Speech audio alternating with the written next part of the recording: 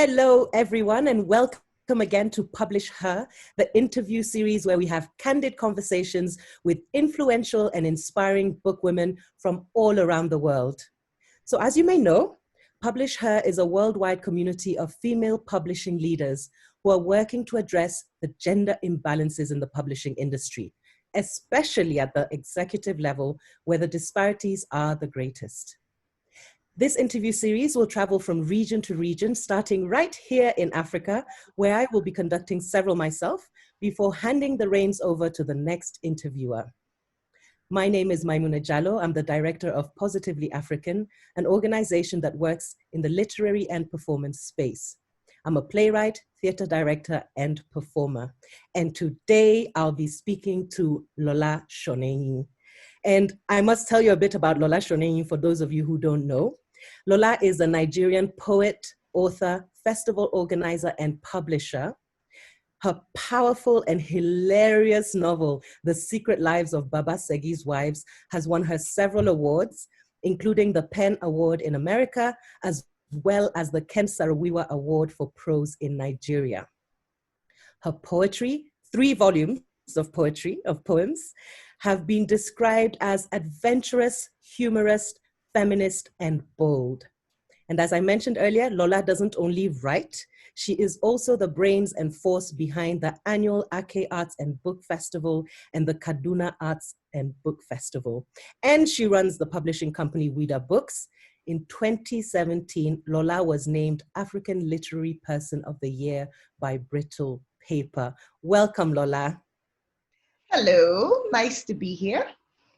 Lovely to have you. I know how busy you are running festivals, publishing books, or everything. So thank you for giving us some of your time. And I'll go straight into it. Lola, I'm curious. You're a writer first. How did you end up getting into publishing? I actually founded my first publishing house when I was 23, which is exactly 23 years ago.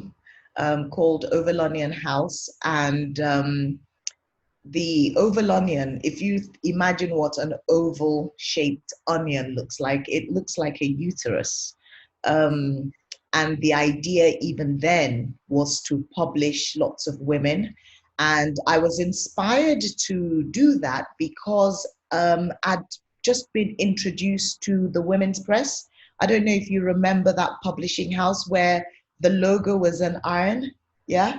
And I just thought it was amazing that here was a press which was dedicated to publishing women. So it's always been of huge interest to me to amplify the voices of other people. I think you could say the same for why I am a festival organizer.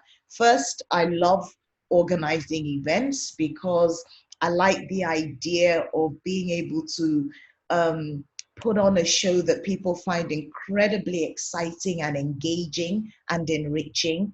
And it's pretty much the same with the publishing house. It is my hope and my wish that we can publish books written by women or books that are written for women even. But the idea is that they're the kind of books that inspire, enrich, encourage, and help us learn how to become the complete human beings that we are. And I'd love you to just plug some of those books. What are some of the favorites? What are some of your babies that you've published? Okay, so a big baby of ours is Stay With Me by Ayobami Adebayo, which is a lovely book. I cried. Incredible novel. I mean, she is just outstanding. We've also got the lovely Hadiza El Rufai, who's written a book called An Abundance of Scorpions. Very interesting book that's set in northern Nigeria. It's very accessible and it tells an incredible story of some of the experiences that women from northern Nigeria, which is an area that we simply don't hear much about or from.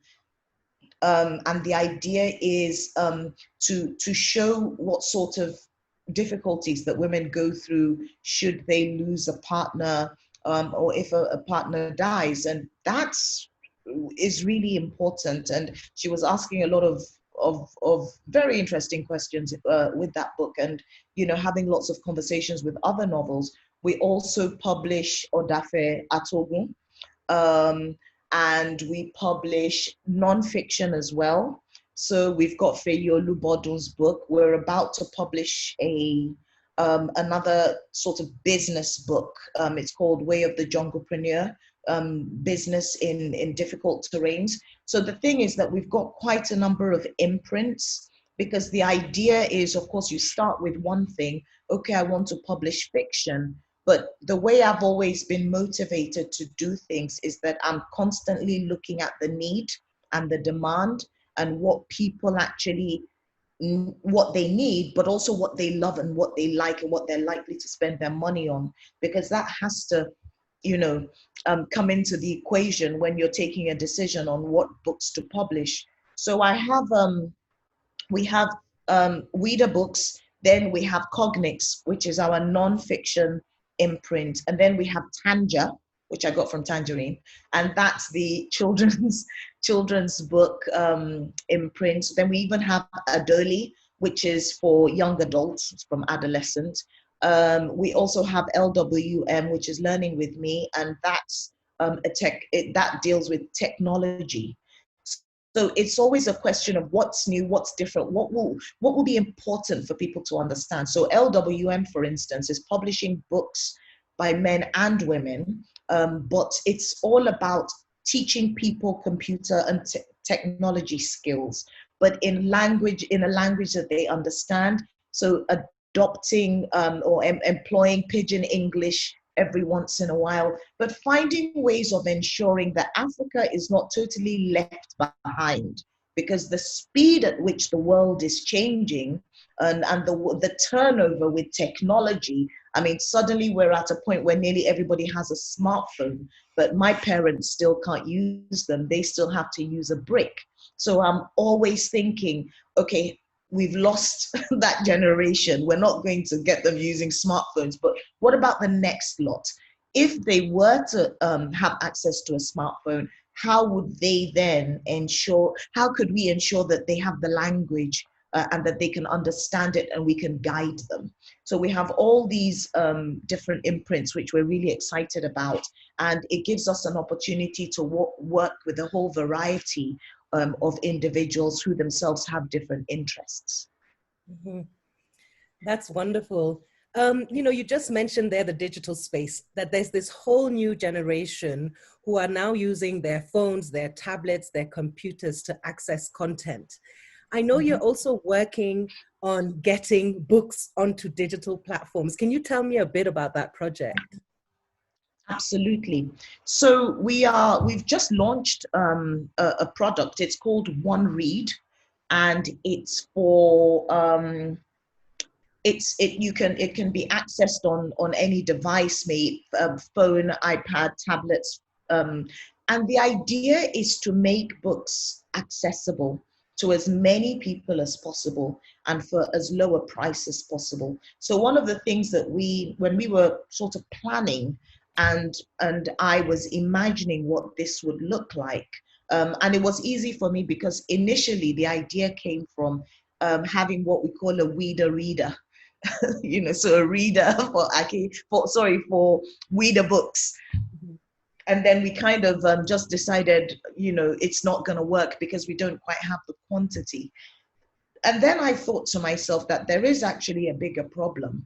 So for instance, when we started looking for books for the platform, we had to start talking to publishers in America and in the UK to see what rights could be obtained so that we can publish these books on the African continent. So because and one of the African authors, right? Sorry? These are books by African authors, right? Books by African authors, but African authors who have been published abroad. So we're trying to get the rights of those books so that we can publish different editions. And one of the great things we've been doing is trying to create a whole network of publishers across the continent. So you've got Pivapo in Kenya, you've got Blackbird and the ones that Tabiso runs in South Africa. In Nigeria, you've got so many kind of independent publishing houses. And I keep thinking that if there's a book that's great and we have this existing network, why is it that I cannot say, we've got the rights to this book, but we want the East African books to go to this publisher and the South African books to go to that publisher and the Central African, rights to go to that publisher. And suddenly the whole continent has published this one book. And we have, in essence, kind of reclaimed our autonomy in terms of the taste and the sort of things that we want to read. That's the whole idea. But that's not going to start for a while. So we're having to kind of find fillers and find important books to put on the platform until a time when we can find original work by Africans for the platform. Do you understand? Yeah. So in that process of trying to obtain these rights, I mean, what's really, really filled us with dismay is the fact that we realize that a lot of Western publishers are actually not interested in selling the rights to African publishers. So even if you have the dollars or you have the money, they would rather hold on to those rights and tell you that they want to sell you their own books. Mm-hmm. In which case, of course, a lot of the average African cannot afford those books and those titles, which means that's another reason why people resort to piracy. It's another, when they can't afford it, they're going to look for it where they can afford it. And there are people selling books for $1. So if people are selling books illegally for $1, then is it not our responsibility, if we are saying, stop this business of piracy, stop doing it, stop selling books that don't belong to you, stop this illegal downloading, then we've got to provide them with alternatives. And we've got to be able to say, right, you are downloading that book and paying $1, but that same book is available for free on this platform for the same amount.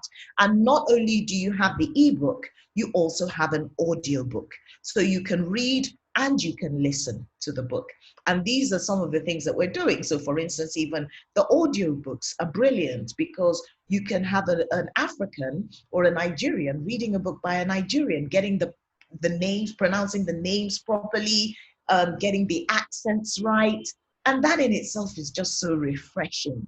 So every time we go to a different country, we find somebody from that country who can read, who can create the audiobook for us. So it's a way of ensuring that at different points along, this wonderful publishing value chain, that people, young people, established people are finding a way to kind of plug in and contribute something with the hope of being able to get something back. We want it to be a viable, sustainable business. And the only way we can do that is to create infrastructure that really doesn't exist, and that the government, any government on this continent, does not seem to be interested in rebuilding. So that's why we're doing one read. It's a way of leapfrogging. So beyond the one read that we provide every month, so you get a book for 21 days, it's already split into 21 days, you have the audio file, you can listen to everything, you can read it, you can do what you like. And what we do is we pay for those rights, and we pay an amount that I think is actually wonderful, it as a way of supporting the writers. Then it's on, after it comes off the platform on day 21, from day 22, we make big noise about it so that people who missed it or didn't finish, they can go out and go and buy this book. And that way, if there's so for instance, we just did We the Scarred by Ngugi wa Thiong'o. We have 500 copies of the Paivapo edition in Nigeria, okay? They have copies in Nairobi. Suddenly that book is available in West Africa as it's available in as well as in East Africa. That's the only way that we can really build. So beyond that, however, so many of us writers who were published internationally, who have been published over the last maybe 15 years abroad. What we normally do these days is that we demand our Africa rights. We want to hold on to them. We know that the Western publishers don't care about them. They don't value them. They just hold on to them, ask for world rights, knowing that they're not going to do anything to push these books on the African continent. They're not interested. If they ship it, it's so expensive that by the time it gets here, people don't want, most people can't afford to buy it, So what we're doing is that we are going to ask these novelists and say, look, we have something on One Read called the bookshelf. And what that means is that African writers can come to us and say, we would like to put our book on the bookshelf. But if it's on the bookshelf, then it means those who have the One Read app can download that book, but they have to pay for it. And one of the deals that we want to do with the writers is we'll say, we put it on the bookshelf. It's going to be $2, no more than $2. It cannot be more than $2. And that way, as many people, we hope, will have access to it and can buy it. So it's a question of thinking outside the box, like you've said. And that's, I think, one of my strengths, just as an individual. It's the way I've approached teaching, festival organization, writing, everything. The idea of looking for solutions that are different, that are sometimes unpredictable, but solutions that serve all the people who are involved in that business. That's what I am really interested in, because the more people are reading and the more books are available, it just means that the level of discourse that we have about even issues about our continent are happening at an elevated, a slightly higher level. And the response to everything is not just primal and visceral. It's also, there's more reflection. People are thinking more because they're reading more. That's one of the most predictable outcomes of just having a viable, a reading culture in your space. So that's what I'm thinking of. I just want more people, to have access to books, but also more people reading and more people thinking deeper. And as you say, if it's $1 or $2, it's affordable. Somebody can afford to spend that money without it, taking away from their essential living, life expenses. But, I'm really saddened to hear this about, these big publishers, Western publishers not giving the rights for the books to be new editions to be published on the continent. And I hear what you're saying, that with this new generation of writers, what you can make sure is that they don't give the rights away for Africa in the first place. But how do you think we can lobby? This is, at the end of the day, the International Publishing Association's platform, PublisHer, particularly supporting women publishers. Is there a way to get together to lobby these big publishing houses in the West for them to give you and others those rights? The truth is that I'm not even interested in lobbying them. And the reason I'm not interested is that I fully appreciate that they're running a business.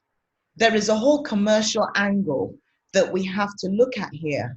But then it starts to look smelly. It starts to look disgusting when the people that you are depriving of these books are the people or the place. This is exactly where the author came from or comes from in the first place. So there's a writer who's lived in Nigeria all their lives, moved to the UK, started writing in the UK. The material for the novel has been totally mined from the writer's past or the writer's, everything the writer understands about Africa or their particular country. Then they publish this book. And then for publishers there to deprive Africans or Nigerians or Ivorians, whoever they are, of this text and expect them to buy it for the same rate without taking into consideration two things. One, the cost, but also what African writer does not want to be read by Africans?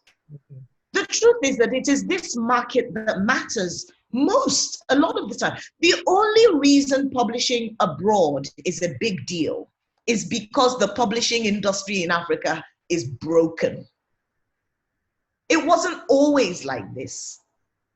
There are loads, when I see the books that have been published in Nigeria, even if it's with, by Macmillan Press, by Heinemann, they were all here. They all had factories here. They were publishing books independent of whatever was being published abroad. But it all broke down. We had military governments, we had, anti-intellectual leaders who just saw to it that everything was broken. Once we start fixing it, once we create infrastructure that does not depend on governments, that's when I've decided that is the only way at this point on the continent, because nobody's going to give you anything. No government on this continent is going to put money in your hand and say, oh yeah, go and do this for us, or go and make a success. You have to fight for it. But the book industry, the publishing industry is too important for our personal and intellectual growth for us to just say, yeah, it'll fix itself after a while. We've got to do things. Mm-hmm, mm-hmm. And that's just how I see it. Yeah. And I think we're on track, quite frankly, Lola, because, before speaking to you in this interview series, we've spoken to Angela Washuka, we've spoken to Tabiso.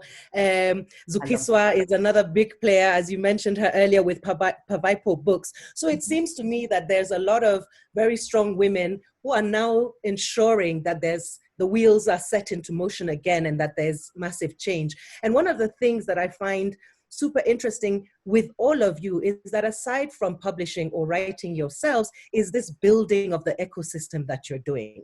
And I'd love for you to tell me a bit more about Ake, but also the choice to do the book festival in Kaduna, because we have this other thing, right? That we're very focused on our capital cities. We're very focused on the English language. And I think that you must be one of the first who has taken a literary festival outside of the capital to the northern part of Nigeria. Can you talk us through that, the festivals and those decisions and what it's been like? Thank you so much. I'm probably not the first. I don't know, but I'm sure I'm not the first. In fact, when you look at it, a lot of festivals actually take place in the countryside. So Ake Festival, even from the beginning, you remember because when you came to Abeokuta it's a town that calls itself a city, but it's got that whole kind of lovely feel, kind of feels like things haven't changed in like the last 50 years. But that in terms of the festival in Kaduna, I'll be totally clear with you. That festival is the only festival that's state funded that I know of in this country, probably in West Africa. Festivals, literary festivals that, kind of throw up this opportunity to have this sort of engagement over books and over ideas. This is not where you will find a lot of people in government, but that's not where the money goes. And it irritates the hell out of me because when you go to the developed countries, and some of the developed countries that we talk about, there's a percentage of the budget that goes into the arts and culture, into culture. It's just critical. And that's because they understand what culture does for life, like for every individual, for your psyche, for your brain. You know what I mean? But this particular governor, and his name is Nasir El-Rufai, I invited him to Ake Festival once. We always used to have like a sitting governor at the festival doing an event. And it was an opportunity for me. I used to look at it like a real opportunity to pull them out of their little bubbles and bring them into, a mainstream situation and see how well they can hold their own, and for them to know how important it is that they can hold their own. So it's this thing where our standards have become so low, and I feel that way all the time. Even our expectations of our leaders are so low, and I want to put them in uncomfortable situations that make them, feel like they need to prove themselves. you know? So that's where that whole idea started. So he came to Ake, and when he was leaving, he was looking at me and he said, you know, Lola, I would really love to have something like this in northern Nigeria. Can you come and do something like this for us in Kaduna? And I said, I would love to. I would absolutely love to. And of course, in my head, I'm thinking, I'm so excited about the idea of being able to take books and this kind of event to northern Nigeria. I was just so insanely excited. Anyway, he calls me up about a year and a half later and says, we're ready for you now. Can you come and do this? And I went there and I was like, see, there's a way that I organize events. I have my rules. And he goes, yeah, tell me your rules. And I said, rule number one is, I don't want any involvement or intervention from you. You need to just sit back and let me decide who is coming to the festival, who we're inviting, who is speaking. I do not want you to impose anybody because it will mess up my vibe. And he was like, okay, that's fine, we'll do that. Can you give us a budget? We drew up a budget. We told them what we would need for the different elements of the festival. We sent it to them, and usual government things can happen slowly, but eventually one day you will just receive the funds. So they will take some and pay for certain elements. But when it comes to things like buying tickets, and especially because I tend to do that, and I do that if we're having international guests, I buy the tickets from the UK. So I normally send the sterling to my account and then buy it there. So they will give us the stuff that we are buying, that we are paying for. And it's the easiest thing. It's just wonderful. It's like you should see me around that period. I'm just ecstatic because it's like somebody giving you money to go and do the thing you love. It's such a gift. You know what I mean? To just say, yes, we're going to invite this guy. I don't care where he is. Where are you in the world? No problem. We are flying you in. It's so wonderful. And so that's the story behind that. It wasn't something that I engineered. Yeah, but I think what it also really shows is where there's a will, there's a way. When he decided he could put this on, it happened. And you know what he did? He invited a trusted person who had a track record, who had done this sort of thing before. So he felt so comfortable just saying, go and do it. This is what we want. And I had to be sensible. So when you're looking at some of the themes, you have to be careful because you don't know who is, who's going to be offended by one of the themes that you want to talk about. But like you said, one of the most beautiful events that I've ever experienced there, and the best attended by far, was the event where we were talking about the Soyaya. So there are these books, I don't know if you've ever heard of this, from northern Nigeria. They're little books. They're almost like an M&B, but they're written largely by women, for women. And they're so cheap, they're meant to be accessible. They're maybe $1.50, and they're all written in Hausa, the indigenous language. So I wouldn't even be able to access those books. But what we did is I put together a panel, and I said, I want this panel to be called Romance is Life. And translate it for me in Hausa, that's the name of the panel, because most of the books are romance, And so there's this whole tradition. Sometimes they publish 1,000 titles in a year. So when people are saying, Nigerians don't read, Africans don't read, they're only talking about what they're reading in the colonial languages, in English and French. Nobody's really thinking about what people are reading in the indigenous languages, because you have loads of people who are reading in our indigenous languages. But of course, we don't count them, which is tragic. So we're sitting at this panel, and because I didn't understand, I thought, right, this is my opportunity to run away, quickly do some admin and come back. And I come back into the hall, and it's packed to the brim. Absolute silence, and we're just listening to these for speakers. So what I'd put together is a panel with the professor who'd specialized in these books. And then I'd got 2 or 3 writers together as well to join, of writers of those sorts of novels, to come and talk about it. Like, what's the experience? Is it profitable? What's great about it? So, and the entire panel discussion was in Hausa. So I couldn't understand what they were saying, but I could feel the energy. And when people talk in their indigenous languages on this continent, I've seen the passion. They bring a passion to whatever they're saying that they don't bring when they're speaking English, or is just absent, you know? And I found that to be amazing. And it's something I'd love to do more and more. With regards to actually just doing festivals, for me, it's always just been another kind of point in the ecosystem, you know? Okay, so I'm a writer and I'm a reader. Okay, so how do I promote more writers?